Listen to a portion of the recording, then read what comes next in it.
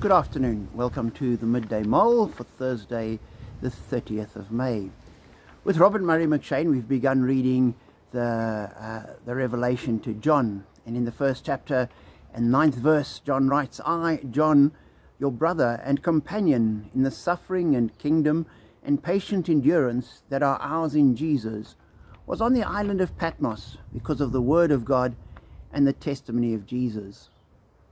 Now, John had been exiled to the island of Patmos as punishment for preaching the gospel.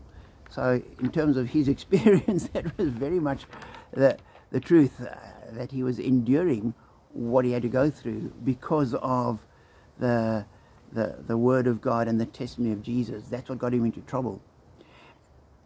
And today we would like to join John and be his brother and companion in the kingdom.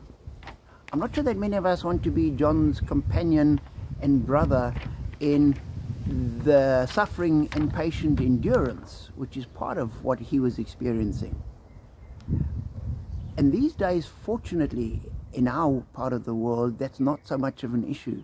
There are parts of the world where it is, where people would identify 100% with John, with the suffering and kingdom and patient endurance.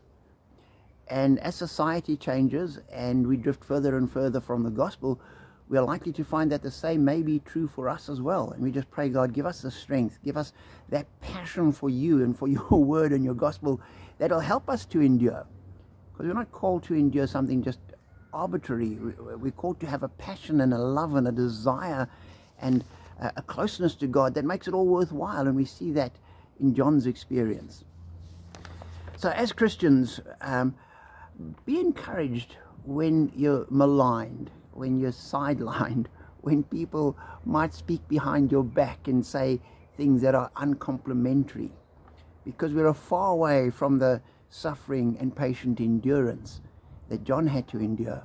But as we experience our own form of that kind of malignment, that kind of discrimination, that kind of rejection, we are one with him and the church around the world and the church through the ages, and we need to draw courage from that.